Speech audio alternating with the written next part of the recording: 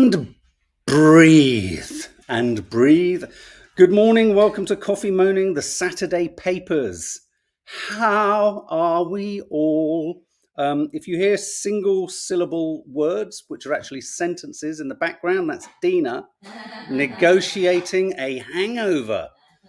Because all I heard a minute ago was, I'm taking my knife. If you're listening on podcast, you're thinking, what the hell are you talking about? It's the cookery show that's going to happen on our YouTube channel in another hour or so at 11 o'clock. Morning, everyone. I hope you're well. How's your Saturday? It's a little bit wet and damp and bleary here, is it, wherever you are? Apparently it's going to rain later. So we're going to flick through the papers. There's a lot about Taylor Swift. There's photos of her absolutely everywhere. Can I just ask quickly, who here is a Taylor Swift fan? And if you're listening on podcast and hear me quoting people, it's our lovely followers here. Ellery, I saw Dina run off with your bag of birthday clobber. So hopefully, and April, thank you so much for the birthday card.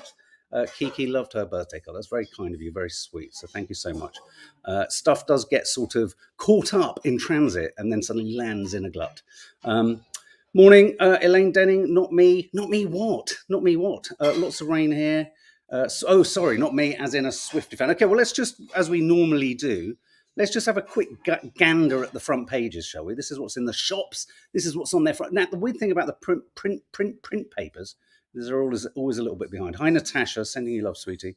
Your 11 and 12-year-olds, Ellen, are fans. Okay, well, we're going to be talking about Swift in a minute. Is it a FAUXMANCE?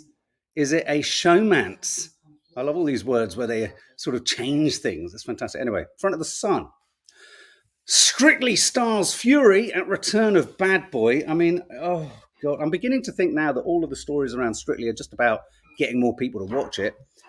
This is apparently the Strictly cast and crew are furious because of the return of a dancer. I'm going to struggle to pronounce his name. I do apologise. Aljaz Skojanic. As it emerged, he left the show under a cloud after a shocking altercation with a female professional. The Sun can reveal that the Slovenian agreed to go after the incident on a boozy night. But a source said people who worked with him are fuming. Over in the corner, we hear he's lovely. So the gossip continues. The investigation drags on. Does anyone really believe that when they announce whatever they announce, it's going to be in any way revealing? And do you think they're going to announce it on the eve of the show? Or do you think they're trying to leave it for as long as possible before Strictly starts? I've never cared so little about a show, but it matters to so many. I am really worried about how Dean is going to be. And that is, should we get some sort of, I don't know, defibrillation and stuff like that? Yeah. Okay. Front of the Daily Telegraph, England manager, I won't sing our anthem. Can you have an England manager who won't sing the national anthem? Now, it says here, Birmingham-born coach who played for Ireland. I always thought he played for the Republic of Ireland. Any of our Irish followers here know. If he played for the Republic of Ireland, presumably he was Irish. I thought you could only play for a national team if you were born in the country. So how could he have been born in Birmingham? Nanny Di loves it. More public. Oh yeah, no, Nanny Di absolutely adores Strictly. Absolutely right. Can you be an England manager and not sing the national anthem? Telegraph are asking, can you? Despite being born in Birmingham and winning the European Championship as under-21 manager last summer, Carsley has said that he never sings God Save the King. Prior to his managerial career, Carsley made 40 appearances as a player for the Republic of Ireland. And I'm just wondering, must have an Irish grandparent. So can you play for a national team even if your parent or grandparents are that nationality? And presumably he won't sing it. I'd have thought maybe any of our Irish followers here, because I don't know, I guess his loyalties are towards the Republic of Ireland, perhaps the Republican side. No, not Republican. Yeah, Republican. Is it the Republican side of it? Yeah, rather than Unionist. We don't need to whip up trouble before the match, says Bellex. Nix, what if you're a Republican? Yeah, it runs deep. So obviously this is a big one. This is the kind of thing that I think lots of right-wing papers are going to really kind of seize upon, aren't they? How can you be a manager and not sing our... the Daily Mail, the Mirror, I warned bosses someone would die. This is the Top Gear co-host said, I've worked in that department. I mean, it's staggering that more damage hasn't happened. What was it? What was the name of the what's Thingy Hammond? What's his name? What's his name? Thingy Hammond. He was involved in an awful crash, wasn't he, on Top Gear too? So the Mirror talking about the injury to Freddie Flintoff. They should have seen it all coming. Daily Mail, a great front headline here for Putin. None of our attack submarines are at sea. Brilliant. Just tell everyone how vulnerable we are. That's just brilliant. Kind of, it's weird, isn't it? It's weird. Why would you want to sort of promote that sort of information? Jenny J, most players don't sing it. That's interesting. That's interesting, don't they? Julie Hart Dina says, thank you for messaging her back, telling her about she told you about her cancer journey. She says, thank you for the message back. Just say, like Markle, no one taught you it, Jenny J. Yeah, I don't know. So anyway, no submarines that are working. Give back your gong, Fury. More about this in a bit. As Sir Ian badmouths late Queen. Yeah, Gandalf has said the Queen was rude. What? These are two of our kind of cornerstones of British life. Gandalf and the Queen in a fight? What? So obviously the Daily Express, my granddad's paper, this was, give back your gong, Fury. He's promoting a new film called The Critic, and he says that actually they're not very intelligent and they're a bit rude. Again, I mean, maybe she was having a bad day. But do you think this is going to play badly for Ian McKellen, who, let's not forget, recently was saved? Literally, his life was saved by wearing a fat suit as he fell off stage. Quite something, eh? Give back your gong. Anyway, moving into the sort of the deeper stories in the Times. This is the story about, that Labour are going to be releasing lots of prisoners early, right? And the idea behind this is that it's not going to be the more severe or the sort of violent or the more, the more dangerous prisoners that are going to be released. It's going to be the sort of lower end. But the Times, now look, something has to be done. This is part of the solution, but the Times has seized upon two examples where, when you read them, you do pause and you think, okay. Domestic abusers will be freed under early release program. And in this story, which is a bit alarming, a man jailed for breaking his partner's jaw and another who told his ex-partner he was enjoying it as he attacked her are among domestic abusers to be freed from jail next Tuesday. Connor Shaw is to be released. Now, this is as shocking as the fact that they're going to be released. Connor Shaw is to be released after serving just 13 months of a 32-month sentence. So he got just 32 months after inflicting years of physical and mental abuse on his partner. Shane Riley will be released after serving barely 9 months of a 23-month sentence after headbutting, punching, and kicking his former partner after she broke up with him. I find this shocking for this is shocking for two reasons. A, oh my God, are they really going to be released? That's frightening. B, look at those original sentences. They're paltry. And, maybe perhaps in the part of the story that we don't know is, have they gone into any form of rehabilitation? But the pair are going to be amongst 1,700 prisoners to be freed. Now, as a media studies student, you guys are going, well, of course, the right-wing press are going to be looking for any examples that, precisely, Michu, I think I flagged it just as you were thinking it.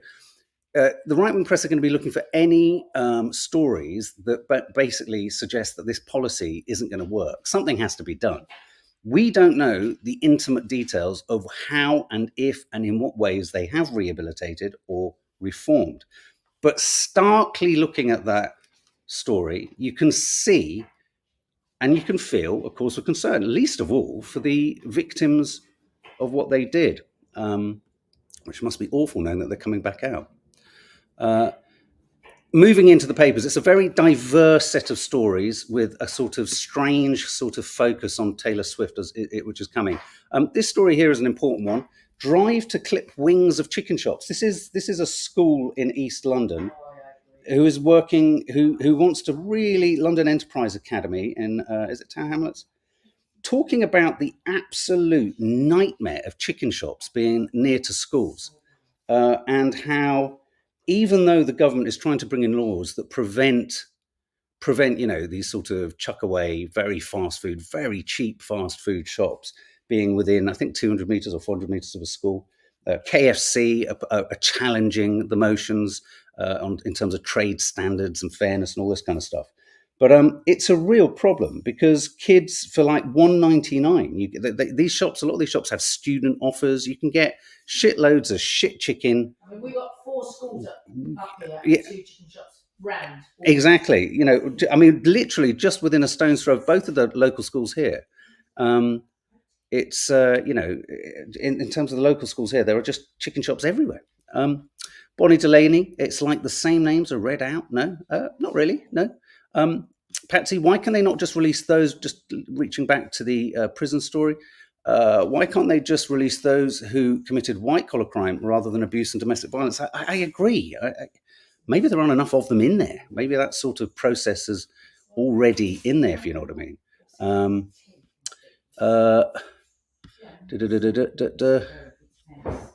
hope to come. Just having a little look here. We just had a chicken shop open, Good Ship Lollipop, 100 yards away last night, 50% off. I mean, yeah, and it's weird looking at the names, all the names, they're kind of abbreviations of other names. So you get sort of like these kind of chains almost kind of get stood up certainly in South London. Then you get these other ones and you think, oh, is that? It's weird. It's weird everywhere. It's everywhere. Oh, Bonnie Delaney, there you go. Your name's been read out twice now. Sophie R. Thank you. I'm currently going through a domestic abuse case against a family member. The decision to prosecute was long and hard. To hear that they're treated with undue leniency is difficult. Of course it is, sweetheart. It's just awful. And so, these headlines, it is going to be tricky. 1,700, prisoners are going to be released. And I think the Times has obviously found these 2. We don't know the exact nature of their rehabilitation. But I think when you look at the original sentences, it's concerning. It's concerning. So anyway, yes, certain schools trying to take control themselves by educating their kids, educating their students not to eat in the local shops. But of course, one of the major concerns with this, and one of the driving forces, is poverty and a lack of money. It's in many cases sometimes cheaper to get chicken from the local chicken shop than even eat in a canteen in a school, which is kind of ridiculous, isn't it?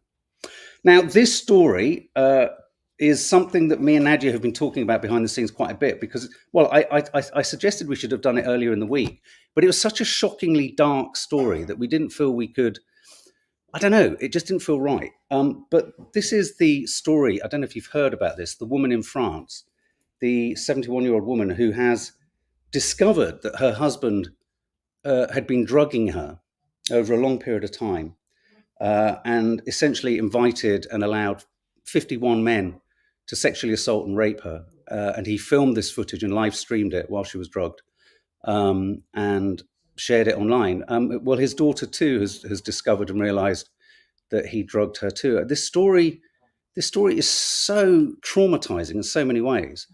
And the woman is named. Nadia was making this point last night. The woman is named. The woman is known. I think she's decided to remove the anonymity around herself.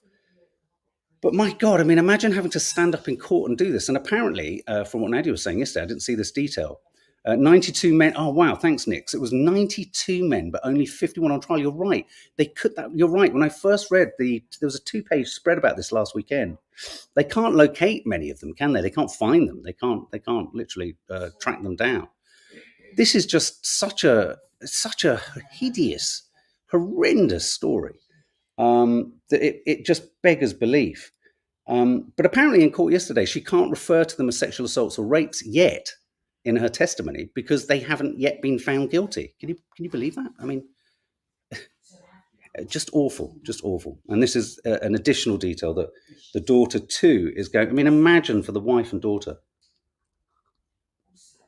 Just awful. Kids facing surge in sextortion. We're moving through the sort of more serious stories, and we'll get to the lighter ones. More victimized than ever. Children, this is in the Mirror, children are facing a rise in X-rated online blackmail. I'll tell you what I was encouraged by. I was at a tube station the other day, and there are signs everywhere talking about, what's it called? Not digital flashing, cyber flashing. This thing that we've often talked about airdrop, Bluetooth, the ability, and Wi-Fi is throughout the underground now at stations. And so there are signs everywhere saying, this is an immediately arrestable offence. This isn't quite what this is, but this is just, there's a huge increase. In the past year, Childline has reported that more than 900 children have been blackmailed with nude pictures. There's been a 7% rise on the year before. Now, one example of this, you might find this on Instagram. A 16-year-old boy found himself in essentially a sort of digital honey trap, if you like, of sorts. You'll get a message from you get junk email, don't you, in your inbox? Well, just the same on Instagram, you get hundreds of scam DMs, right? And so this boy got one with a profile pic of a random girl smiling, often sort of suggestively or coquettishly. There are loads of other pics on their feed too, and then they invite you to kind of connect with them, and then they kind of talk with you, and then they'll say send something, and then you're in, and then you're trapped. This 16-year-old said, once things turned flirty and they convinced me to send nudes, I realized they were fake. They messaged to say I had to pay them immediately. So just have a chat with your kids. Have a chat with your boys. A huge number of boys getting caught in this online. And it happens on Instagram very, very easily, very easily. So yeah, they've gone up. What's this? The school shooting suspect and father are in court. We talked about this yesterday. Teenager arrest over the school shooting. I don't know if you saw Coffee Moaning yesterday. We were talking about JD Vance saying school shootings are a fact of life. Very interesting contribution from someone in this chat room who is American, who now lives here, talking about how it's very hard for us in the UK to wrap our heads around the gun situation in America.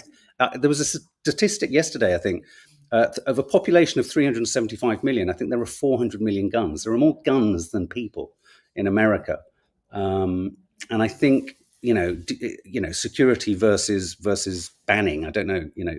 That's the question in a sense.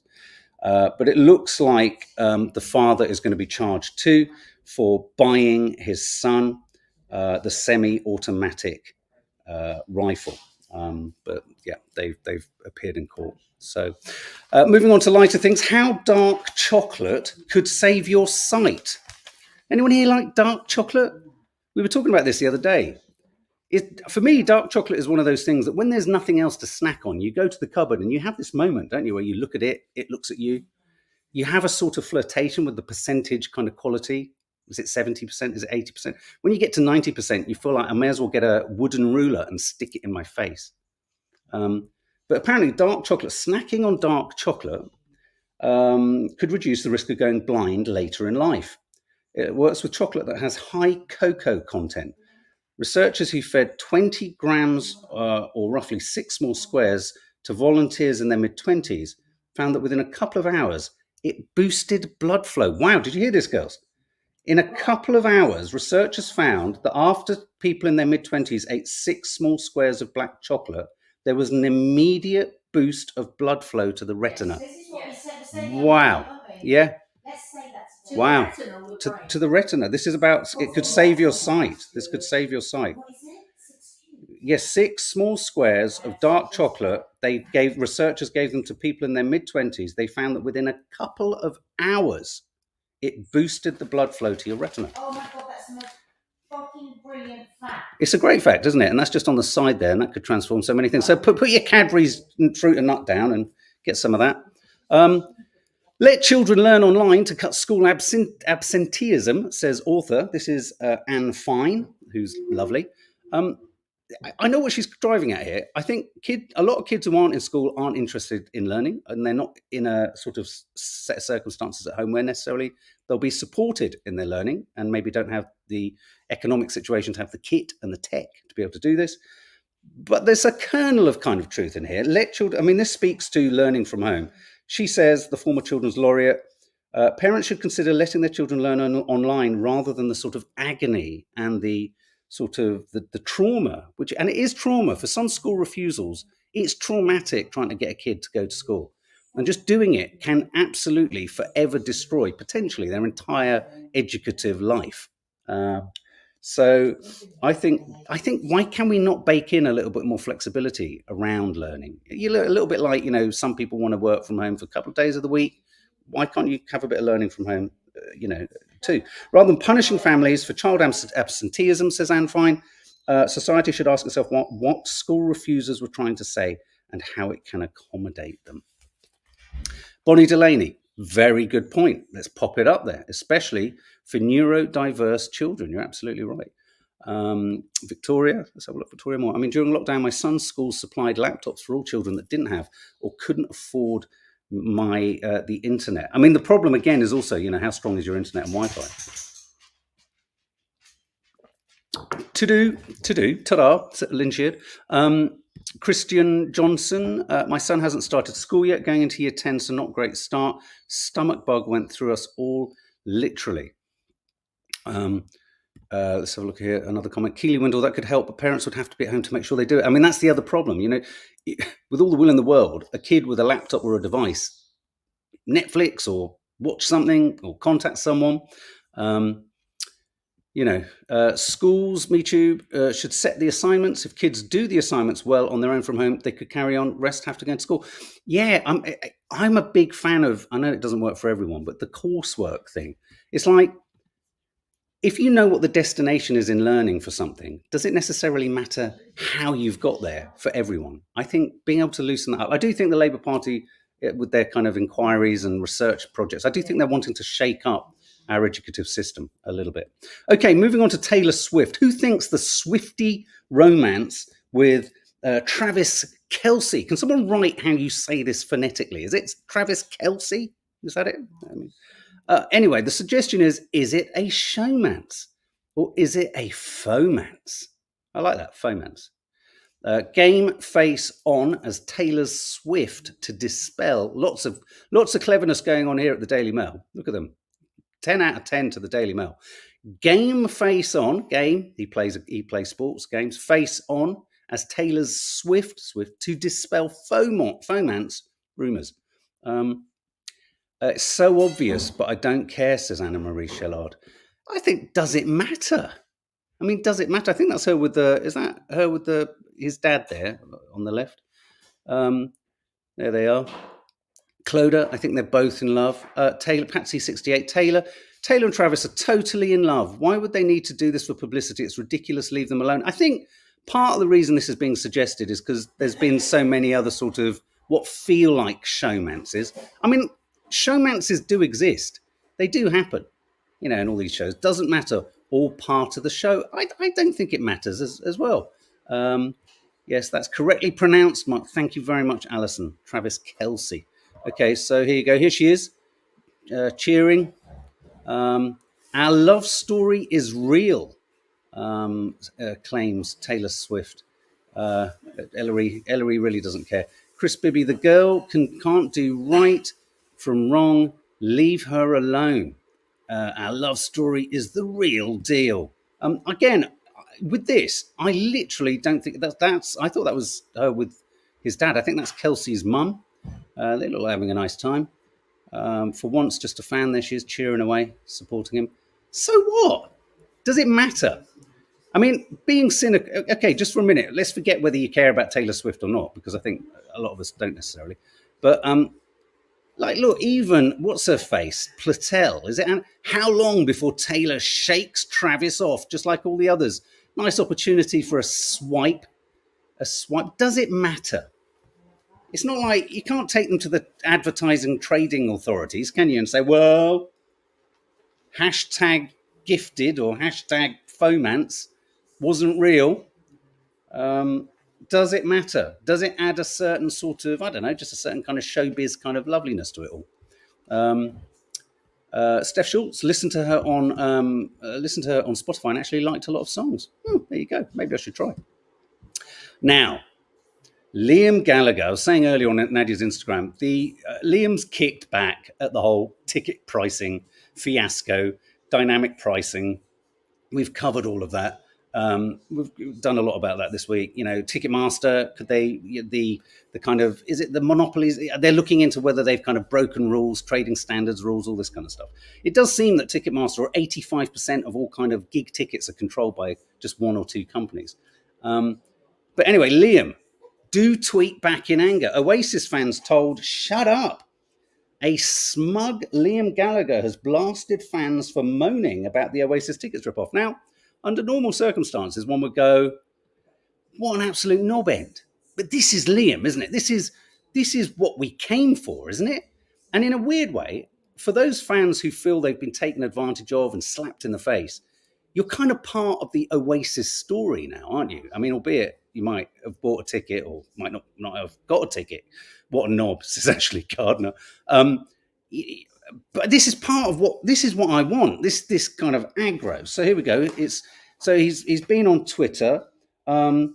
The Gobby Rock frontman, reports the Star, he told his fans to shut up and get this, and to buy, rather than standing tickets, get this, kneeling tickets.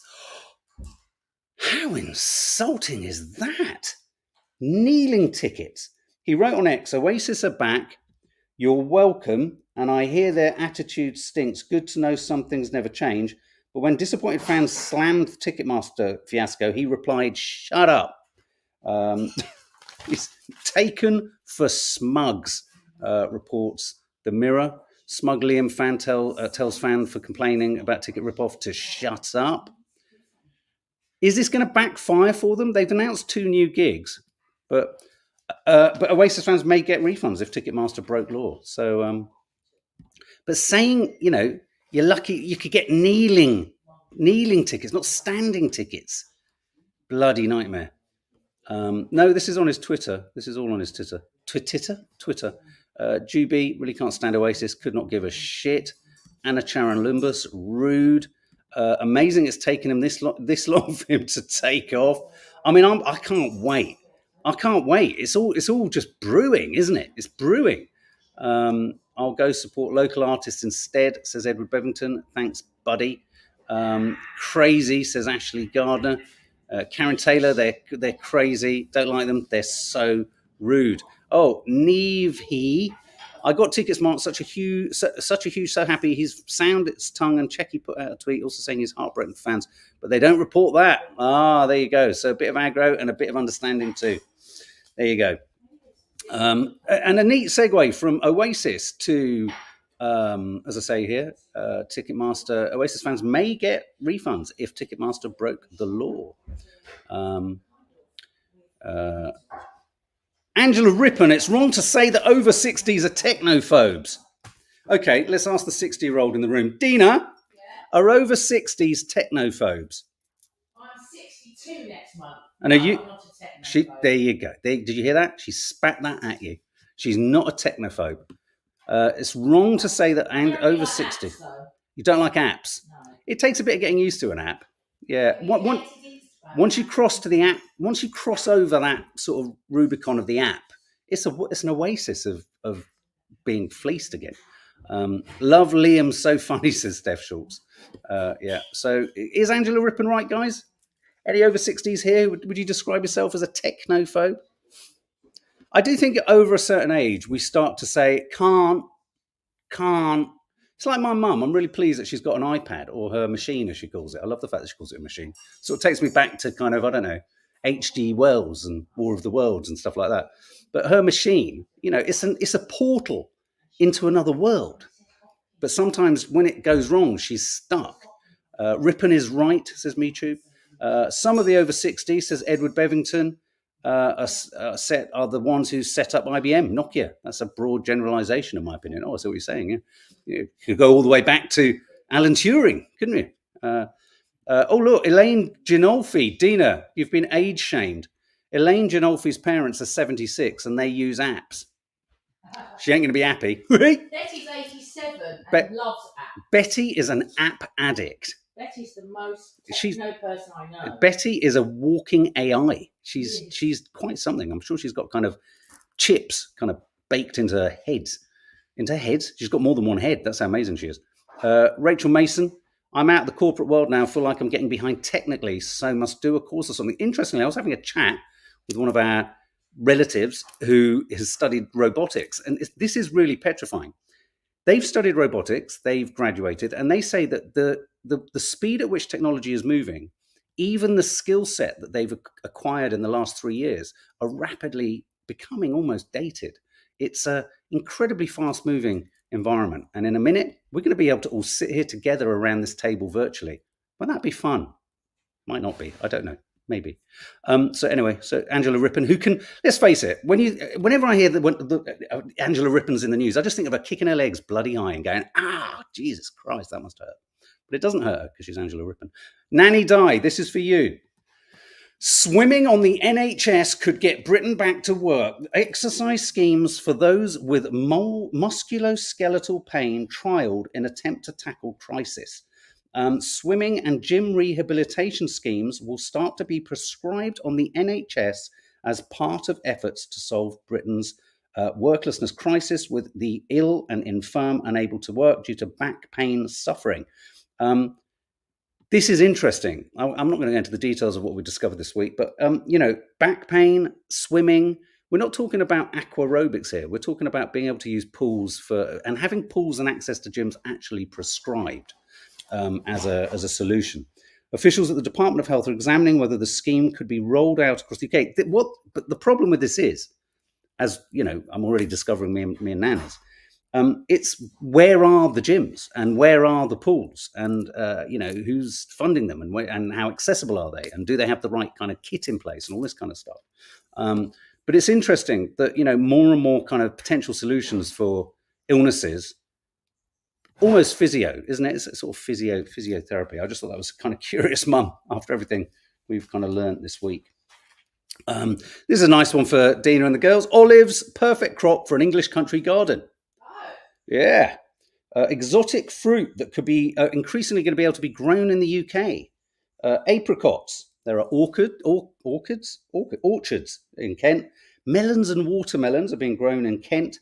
Grapes. Oh, we've got grapes next door. Figs. We've got figs in our garden. Edible podded peas, soya, and honeyberries. There's always a kind of silver lining, isn't there, to global warming. So, I mean, as we all literally incinerate and go up in flames, at least we might have got one season of some pretty nice apricots, actually. I bet that'd be nice. You know what I mean? It's weird, isn't it, how we as creatures just turn to what we can do with the changing environment rather than doing anything about it. It's like, oh, brilliant. English wine. Fantastic. Oh, brilliant. The Dales will be as hot as the Mediterranean. Fantastic. It's just not. Cat surprises owners by walking home 4 days after cremation. Meow. What's going on, he says. This is crazy. This is Nikki Knight. Had her cat cremated while she was away. They discovered its body in the pool or in the pond in the garden. And then she went away again. And then the cat came home. And so she discovered that she cremated someone else's cat. Nikki Knight was on holiday when she was told that he drowned. So they cremated the wrong cat. Meow. Cats do make me laugh. I know there are a lot of cat fans here. I like cats, but they do have that air of just saying fuck off, don't they? They really do. It's just like I don't know. I find that chilling. I find a cat chilling. Dolly Parton, don't diss the dog. Dolly, drinking wine till 5. Oh, I like that, Guardian. Well done. Dolly Parton launches Rosé and Prosecco range. Oh, God. We'll have to try that on the show, girls. Dolly Parton has launched a Rosé and Prosecco range. She says it's a down-to-earth range of drinks. How is it down to earth? How do you make a down to earth range of drinks? I don't know. Maybe just price. The people behind Dolly Wine say they bottled Parton's vivacious spirit and love for life. What, in a bottle? Has she farted into each bottle to give it carbonated bubbles? I don't think they have got her vivacious spirit and love for life. This is a load of old bollocks. Parton's £11 Prosecco is deliciously fresh and zingy, just like her. We're now anthropomorphizing bottles of fizz. It also is delicate and romantic with lingering white strawberry flavours. Don't know if Dolly has lingering white strawberry flavours. Maybe she does. I don't know. Yeah. Working class is too British. Woke council's word ban. Don't say working class. The council planned to tell staff not to use the term working class because it was too British. Literally, This is Sunderland City Council told its workers to describe labourers as people with fewer financial resources. Does anyone else find the term working class? Well, there are two things here. Working class, the whole class thing is very British. Yeah, exactly, Edward. What the fuck does too British mean? I think too British is the class, middle, upper, all that bollocks. But is working class an insult? To be called working class, is it considered an insult? Yeah, Hope. I'm allergic to cats. Are you still getting your cat? I didn't. I'll never get. We weren't getting a cat, were we? When was I getting a cat? I don't get this. Working class is too British. So the idea, but I mean, the term can be used insultingly, but I don't necessarily think there's anything wrong with it. And I don't understand how, if it's too British, it's a kind of grab, isn't it? I mean, in America, yeah, in the USA, they'd be called middle class. It's weird, isn't it? The class thing is very odd. Would you consider it an insult to be called working class? No, we're not getting. We're getting a cat. Did we say we? I didn't even know we were joking about that. Hope. I feel like I'm in an alternate universe. Shia LaBeouf transforms into street brawler. This is the actor. Obviously, he's dealing with the case from FKA Twigs about abusive behaviour in relationships. Let's go, he screams at someone in Edinburgh as he squares up to a crowd outside a pub. I think he's dating Mia Goth at the moment. So there's footage here of him hurling his cap on the floor and getting cross. Obviously, he's battled with all sorts of issues like addiction, mental health issues. And obviously a sort of cancelling situation happened as it started to spill out that he'd been, potentially abusive towards his partners. FKA Twigs, the singer and actress. Anyway, these are images in the papers of him losing his shit, getting cross. It's difficult, this, because there are people who just want to be aggravating with famous people. It must be really tough, and I bet certain people get it all the time. And then every now and then you snap. But there you go. Moving on, what's this? There he is. That's him still being aggro. He's a cracking actor. I have to say. I mean, what was it? Honey Boy? Honey Boy was a great film. Mean and Wife. What do you think of this, guys? Men and women become more sexist after marrying. Marriage makes couples meaner spirited, an academic study suggests. Would you agree, Dina? Both men and women were found to become more sexist after tying the knot. Men become bitter out of a fear of being kept on a... This is very... by the way, the kind of findings of this is a research thing done by... This is a study done by with 1,600 people at the Essex University and the University of Auckland at New Zealand. So this isn't some sort of love honey research project. But anyway, some of these things are pretty kind of stereotypical in a bad way. They say that men become bitter out of a fear of being kept on a tight leash by their new wives. Women get jealous and judgmental of other females out of concern one will try to steal their husband. Really? Researcher Professor Nicola Overall said the effect tended to last for about 5 years before tailing off, when you kind of don't care. So you get married and then you get bitter and twisted, and then you become sort of, it's kind of, I think I kind of understand where it's coming from. And then as you've kind of been in the marriage for a long enough amount of time, you kind of start to take each other for granted. You don't really care. So maybe it's true. Irish seethe over spuds and cabbage stereotype. I thought I'd show you this because I know our huge Irish following will probably go absolutely ballistic.